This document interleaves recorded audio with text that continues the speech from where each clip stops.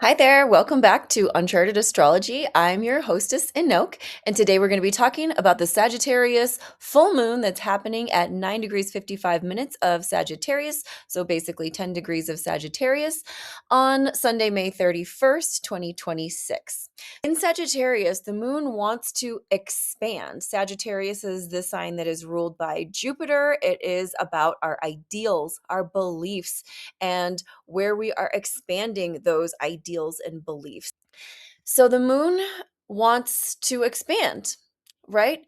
And the sun in Gemini is about actually the familiar. It is about the sort of lower mind, our conscious mind, like what we're thinking about right now, what we're learning in our immediate environments and our local spaces. So the sun is comfortable in Gemini and wants to stay in its comfort zone, whereas the moon wants to push out and expand and grow. So there's the first point of tension that we have here. The other thing is that, like, the sun in Gemini feels like it already knows. It's like based on facts and information and data. Whereas the moon in Sagittarius can be a lot more about beliefs and things that we think are true and things that we just want to believe in based on other ideas, not necessarily based on facts or proof. So there's a one little source of tension there. Okay, so we're being asked to strike a balance between what we believe and what we would like to believe and how we would like to expand our belief systems and our thought systems versus what the proof is of what we already know.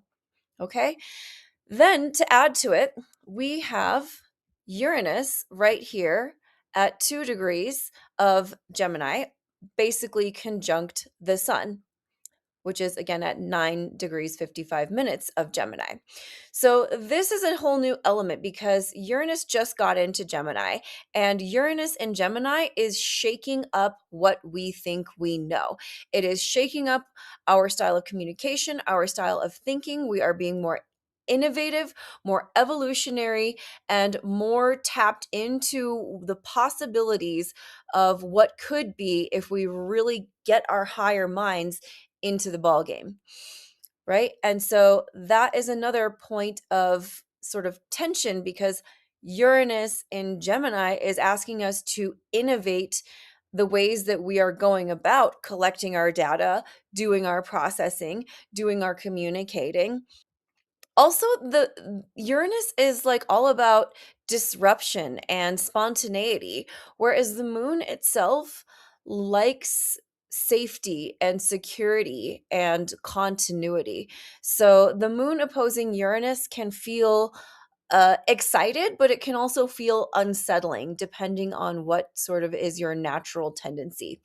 So moving on, we've got an aspect happening with the ruler of this full moon. So the ruler of Sagittarius is Jupiter, and Jupiter is down here in Cancer at 23 degrees. And we can see this line here indicates that there is what's known as a sesquisquare. Sesquisquare, try saying that 10 times fast. Which is a square and a half, which is more tension. So Jupiter in Cancer is all about nurturing, self care, care of others. Cancer also deals with the past and with sentimentality. Whereas the moon in Sagittarius is like, hot ideas coming in fast, ready to upgrade, ready to move forward, ready to expand, ready for the next idea to take root and move it on forward. Whereas Jupiter in Cancer is more about taking things at a pace that feels comfortable. Fortunately, these two are in mutual reception, meaning that they are in each other's sign. So the moon is in Jupiter's sign and Jupiter is in the moon's sign. So oftentimes when there is an uncomfortable aspect, but there is mutual reception, the two can kind of speak each other's lingo and they can get along better than if it were some other kind of situation where it was just a square or a sesquisquare, but not in mutual reception. That I feel like is the indicator that this whatever discomfort that we're experiencing, we're getting pushed outside of our comfort zone is for our long-term growth and our overall good. And even if it doesn't feel comfortable right now, it will. You know, a lot of things when they're new, they just feel uncomfortable. And I feel like this is one of our first indicators of this full moon saying, just do the uncomfortable thing because it's going to be for your own good in the long run anyway. Okay. The next aspect that I want to discuss is that the moon in Sag is getting a what's called a quincunx from Mars over here in Taurus. Okay, so this is actually one of the most exact aspects in the chart because as we can see, this is 9 degrees and 9 degrees. So it's within, like a less than 1 degree orb that the 150-degree angle of the quincunx is exact. So the more exact that an aspect is, the stronger it's going to be. And here again, we have some discomfort because Mars, first of all, does not like to be in Taurus to begin with. Mars wants to go fast, Taurus wants to go slow. Taurus is making Mars go slower than it wants to for the sake of stability, because that's what Taurus values. So the upside of Mars in Taurus is like that he can have endurance. That's a very Mars and Taurus quality, is endurance, to be able to like do the long haul, and to build the whole house. Okay, so Mars in Taurus again wants to do things the step by step way that's going to be stable. Whereas the moon in Sagittarius is super excited and it's all hyped up and it's ready for the next new thing. And it got the idea and the inspiration and it wants to do it yesterday. So there's just like a little bit of a friction of the paces that we're going at within the different parts of ourselves. The opposition from Uranus is uncomfortable. The square and a half to Jupiter is uncomfortable. The quincunx to Mars is uncomfortable. However, fortunately, we do have a series of trines here that the new moon is making to Neptune in Aries as well as Saturn in Aries. So we have this whole Aries stellium that is making a trine over to the full moon in Sagittarius. And this is helpful, supportive energy. Okay, so we've got early degrees of a fire sign over here. Sagittarius is a fire sign, and we've got the early degrees of Aries, the fire sign over here. So these two fire signs are working together. They're both like ready to do things yesterday. They're both all about inspiration and motivation and taking action. And Aries especially is about getting the party started and doing the thing yesterday. Neptune is going to bring in a lot of spiritual, intuitive information and inspiration, whereas Saturn is going to be a very grounding and stabilizing force. Okay, so we have this moment where we're having these big new ideas, where we're connecting with some ideas and inspirations about how to expand ourselves, how to grow our self concept and who we are. And we're getting support from Neptune. Saturn is a stabilizing force that is wanting us to really build our own identities in a long term way. So, this is going to support the embodiment of our beliefs and our ideals, as well as harmonize with our spiritual development and our long-term goals. The next thing that I want to mention is that Saturn over here is making a sextile to the sun over here, okay?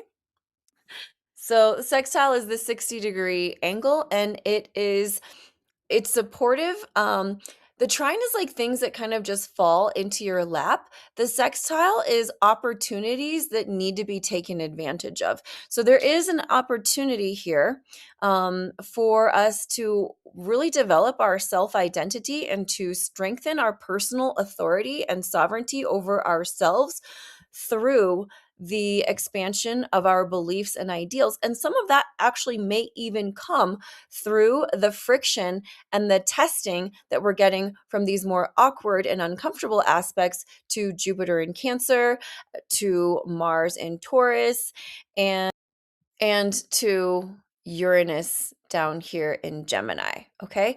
So we've got friction that is pushing us towards personal growth. The other aspect that we're seeing here is there is a sextile, a loose sextile between the moon and Pluto. Okay.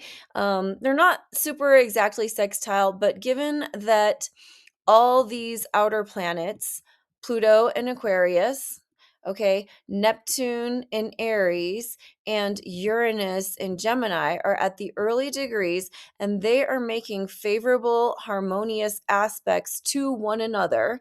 And then the moon is just over here, also making a favorable aspect, at least to these two other outer planets. Outer planets really are going to show us what is happening at the collective level, as well as sort of what's happening deep within us, kind of more behind the scenes. It might not be obvious and immediate what's happening with the outer planets, unless or until they're making exact aspects to our natal inner planets or to the transiting inner planets. The inner planets are really where the personal experiences can be seen. Pluto in Aquarius is pushing us to claim our place within the collective, to harness the power of our individuality, and to like really have us claim and step into our personal authenticity. Here. One other thing that we have going on in the sky is that Saturn here is making a square to Venus. Okay. Now they're just kind of coming off this square, but they're really still in it. Okay. So it was exact just a couple of days ago. And this is a reality check.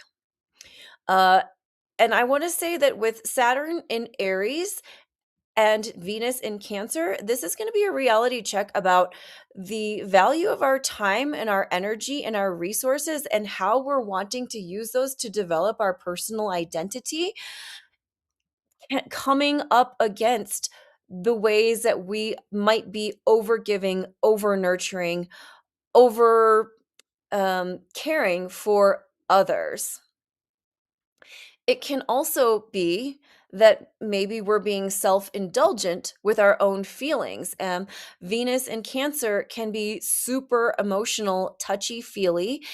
She can be nostalgic, and she can be a little bit stuck in who she used to be and the ways that she felt comfortable fitting in.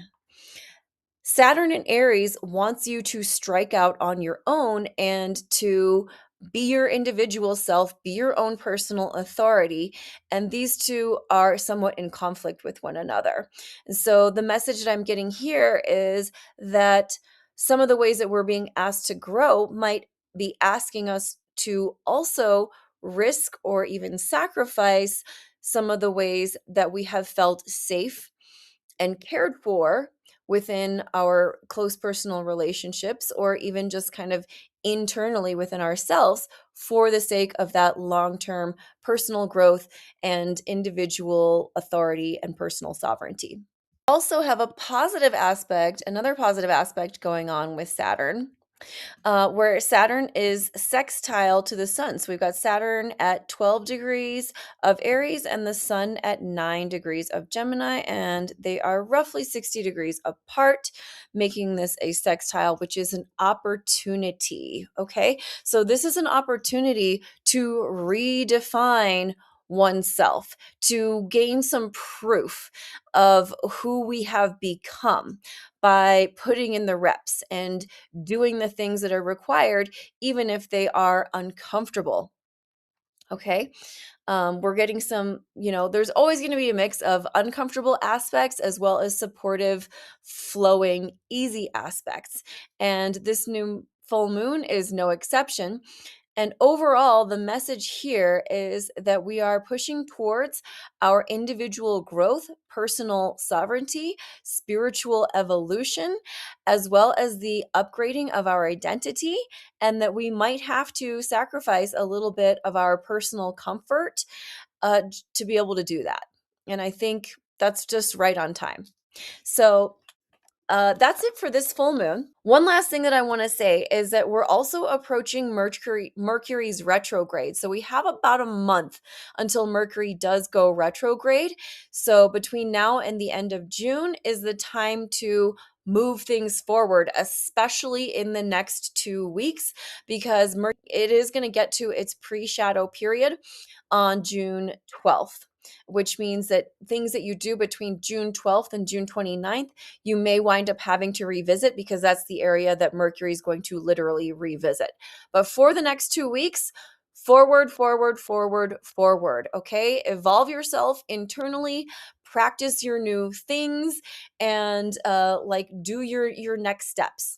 Okay, I hope that's helpful. Thank you for being here. My website is in development. It's going to be ready to launch soon. And I'll also be introducing a monthly newsletter where I'll be giving you all the skinny on what's happening for the coming month in the prior month. So you'll get to have all that information and use it to the best of your ability to plan, plan, plan. Thanks for tuning in with me. I'm really doing a lot of experimenting and trial and error with this whole astrology business and all the content that I'm making. So I really appreciate you being here with me to just for me to figure that out with you. Okay. Mwah. Bye.